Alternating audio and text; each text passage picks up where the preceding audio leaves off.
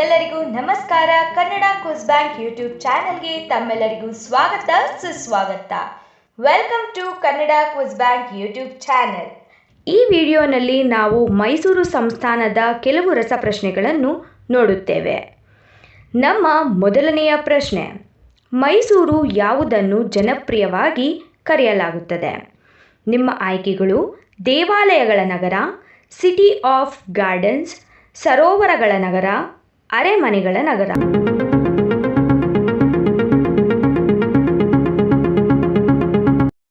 ಸರಿಯಾದ ಉತ್ತರ option D, ಅರಮನೆಗಳ ನಗರ. ಮೈಸೂರನ್ನು ಅರಮನೆಗಳ ನಗರ ಎಂದು ಜನಪ್ರಿಯವಾಗಿ ಕರೆಯಲಾಗುತ್ತದೆ. ಎರಡನೆಯ ಪ್ರಶ್ನೆ, ಸುಮಾರು 6 ಶತಮಾನಗಳ ಕಾಲ ಮೈಸೂರನ್ನು ಆಳಿದ ರಾಜವಂಶ ಯಾವುದು? ನಿಮ್ಮ ಆಯ್ಕೆಗಳು: ಚೋಳ ರಾಜವಂಶ, ಮೌರ್ಯ ರಾಜವಂಶ, ಗುಪ್ತ ರಾಜವಂಶ, ಒಡೆಯರ್ ರಾಜವಂಶ.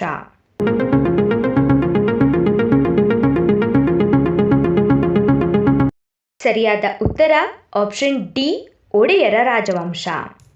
1399ರಿಂದ 1947ರವರೆಗೆ ಒಡೆಯರ್ ರಾಜವಂಶವು ಸುಮಾರು 6 ಶತಮಾನಗಳ ಕಾಲ ಮೈಸೂರನ್ನು ಆಳಿತು.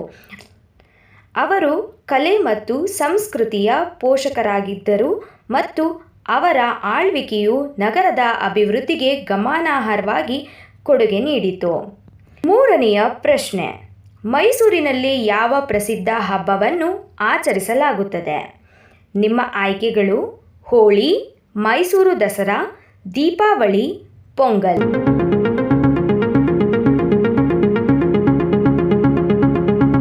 ಸರಿಯಾದ ಉತ್ತರ ಆಪ್ಷನ್ ಬಿ, ಮೈಸೂರು ದಸರಾ. ಮೈಸೂರು ದಸರಾ ಮೈಸೂರಿನಲ್ಲಿ ಆಚರಿಸಲಾಗುವ ಪ್ರಸಿದ್ಧ ಹಬ್ಬವಾಗಿದೆ. ಇದು ಪ್ರಪಂಚಾದ್ಯಂತ ಲಕ್ಷಾಂತರ ಪ್ರವಾಸಿಗರನ್ನು ಆಕರ್ಷಿಸುತ್ತದೆ ಮತ್ತು ನಗರದ ಸಂಸ್ಕೃತಿ ಮತ್ತು ಪರಂಪರೆಯ ಪ್ರಮುಖ ಭಾಗವಾಗಿದೆ. ನಾಲ್ಕನೆಯ ಪ್ರಶ್ನೆ, ಮೈಸೂರಿನ ಸಾಂಪ್ರದಾಯಿಕ ರೇಷ್ಮೆ ಪೇಟವನ್ನು ಏನೆಂದು ಕರೆಯುತ್ತಾರೆ? ನಿಮ್ಮ ಆಯ್ಕೆಗಳು: ಮೈಸೂರು ಟೋಪಿ, ಮೈಸೂರು ಸಫಾ, ಮೈಸೂರು ಪಗಡಿ, ಮೈಸೂರು ಪೇಟ.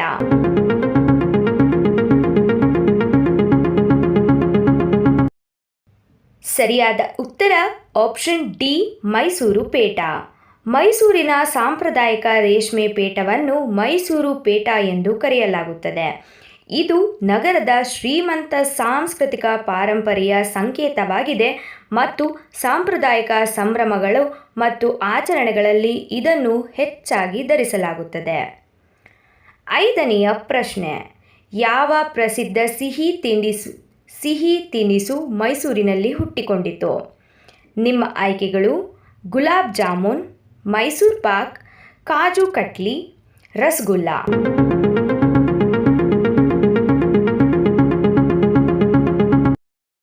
ಸರಿಯಾದ ಉತ್ತರ ಆಪ್ಷನ್ ಬಿ, ಮೈಸೂರು ಪಾಕ್. ಮೈಸೂರು ಪಾಕ್ ಮೈಸೂರಿನಲ್ಲಿ ಹುಟ್ಟಿಕೊಂಡ ಪ್ರಸಿದ್ಧ ಸಿಹಿ ತಿನಿಸು. ಇದನ್ನು ಬೇಳೆ ಹಿಟ್ಟು, ತುಪ್ಪ ಮತ್ತು ಸಕ್ಕರೆಯಿಂದ ತಯಾರಿಸಲಾಗುತ್ತದೆ ಮತ್ತು ಇದು ಸ್ಥಳೀಯರು ಮತ್ತು ಪ್ರವಾಸಿಗರು ಇಷ್ಟಪಡುವ ಜನಪ್ರಿಯ ಸಾತ್ಕಾರವಾಗಿದೆ. ಆರನೆಯ ಪ್ರಶ್ನೆ, ಮೈಸೂರಿನಲ್ಲಿ ಕಂಡುಬರುವ ವಿಶಿಷ್ಟ ಬಗೆಯ ಮಲ್ಲಿಗೆ ಹೂವನ್ನು ಏನೆಂದು ಕರೆಯುತ್ತಾರೆ? ನಿಮ್ಮ ಆಯ್ಕೆಗಳು: ಮೈಸೂರು ಕಮಲ, ಮೈಸೂರು ಗುಲಾಬ್, ಮೈಸೂರು ಚಂಪಾ, ಮೈಸೂರು ಮಲ್ಲಿಗೆ.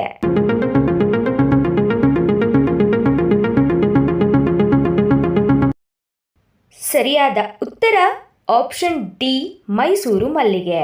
ಮೈಸೂರಿನಲ್ಲಿ ಸಿಗುವ ವಿಶಿಷ್ಟ ಬಗೆಯ ಮಲ್ಲಿಗೆ ಹೂವನ್ನು ಮೈಸೂರು ಮಲ್ಲಿಗೆ ಎಂದು ಕರೆಯುತ್ತಾರೆ. ಇದು ವಿಶಿಷ್ಟವಾದ ಸುಗಂಧಕ್ಕೆ ಹೆಸರುವಾಸಿಯಾಗಿದೆ ಮತ್ತು ಇದು ನಗರದ ಸಾಂಸ್ಕೃತಿಕ ಗುರುತಿನ ಪ್ರಮುಖ ಭಾಗವಾಗಿದೆ. ಏಳನೆಯ ಪ್ರಶ್ನೆ, ಮೈಸೂರಿನ ಬಳಿ ಯಾವ ಬೆಟ್ಟಗಳಿವೆ? ನಿಮ್ಮ ಆಯ್ಕೆಗಳು: ಸಾತ್ಪುರ ಬೆಟ್ಟಗಳು, ಚಾಮುಂಡಿ ಬೆಟ್ಟಗಳು, ವಿಂಧ್ಯ ಬೆಟ್ಟಗಳು, ಅರಾವಳಿ ಬೆಟ್ಟಗಳು.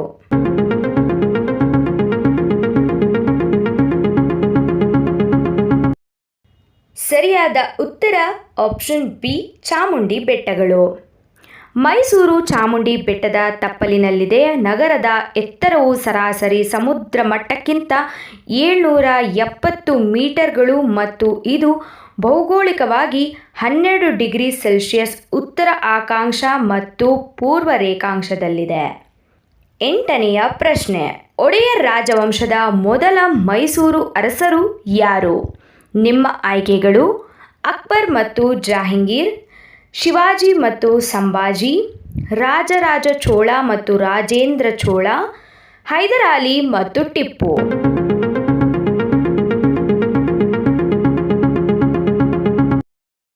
ಸರಿಯಾದ ಉತ್ತರ ಆಪ್ಷನ್ ಡಿ, ಹೈದರಾಲಿ ಮತ್ತು ಟಿಪ್ಪು. ಹೈದರಾಲಿ ಮತ್ತು ಅವನ ಮಗ ಟಿಪ್ಪು ಸುಲ್ತಾನ್ ಒಡೆಯರ ರಾಜವಂಶದ ಮೊದಲು ಮೈಸೂರನ್ನು ಆಳಿದರು. ಅವರು ಈ ಪ್ರದೇಶದಲ್ಲಿ ಹಿಪ್ಪು ನೇರಳೆ ಮರಗಳು ಮತ್ತು ರೇಷ್ಮೆಯನ್ನು ನೆಡುವ ಮೂಲಕ ಮತ್ತು ಬ್ರಿಟಿಷರ ವಿರುದ್ಧ 4 ಯುದ್ಧಗಳನ್ನು ಮಾಡುವ ಮೂಲಕ ನಗರದ ಆರ್ಥಿಕ ಬೆಳವಣಿಗೆಗಾಗಿ ಗಣನೀಯ ಕೊಡುಗೆ ನೀಡಿದ್ದರು. 9ನೆಯ ಪ್ರಶ್ನೆ, ಮೈಸೂರು ಮತ್ತು ರಾಜ್ಯದ ರಾಜಧಾನಿ ಬೆಂಗಳೂರು ನಡುವೆ ಅಂತರ ಎಷ್ಟು? ನಿಮ್ಮ ಆಯ್ಕೆಗಳು 200 ಮೈಲಿಗಳು, 50 ಮೈಲಿಗಳು, 90.1 ಮೈಲಿಗಳು, 150 ಮೈಲಿಗಳು.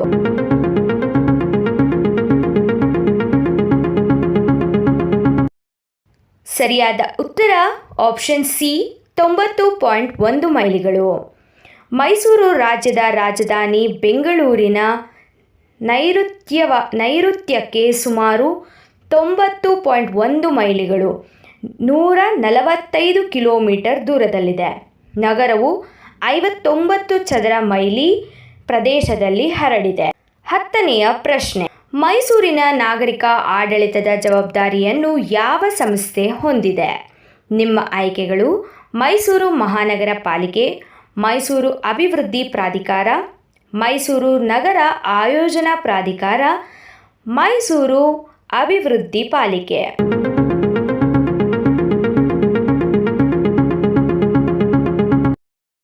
ಸರಿಯಾದ ಉತ್ತರ ಆಪ್ಷನ್ ಎ, ಮೈಸೂರು ಮಹಾನಗರ ಪಾಲಿಕೆ. ಮೈಸೂರು ನಗರ ಪಾಲಿಕೆಯು ನಗರದ ನಾಗರಿಕ ಆಡಳಿತದ ಜವಾಬ್ದಾರಿಯನ್ನು ಹೊಂದಿದೆ. ನಗರದ ಸ್ವಚ್ಛತೆ ಮತ್ತು ಮೂಲ ಸೌಕರ್ಯವನ್ನು ಕಾಪಾಡುವಲ್ಲಿ ಇದು ನಿರ್ಣಾಯಕ ಪಾತ್ರವನ್ನು ವಹಿಸುತ್ತದೆ. ಮೈಸೂರು ಭಾರತದ ಸ್ವಚ್ಛದ ನಗರಗಳಲ್ಲಿ ಒಂದಾಗಿದೆ. ನಿಮಗೆ ಎಷ್ಟು ಪ್ರಶ್ನೆಗಳಿಗೆ ಉತ್ತರ ಗೊತ್ತು ಎಂಬುದನ್ನು ನಮಗೆ ಕಮೆಂಟ್ ಮೂಲಕ ತಿಳಿಸಿ. ಹಾಗೂ ಈ ಮಾಹಿತಿ ನಿಮಗೆ ಇಷ್ಟವಾದಲ್ಲಿ ಲೈಕ್ ಮಾಡಿ, ಶೇರ್ ಮಾಡಿ ಹಾಗೂ ಕಮೆಂಟ್ ಮಾಡಿ. Thanks for watching the video. ಧನ್ಯವಾದಗಳು.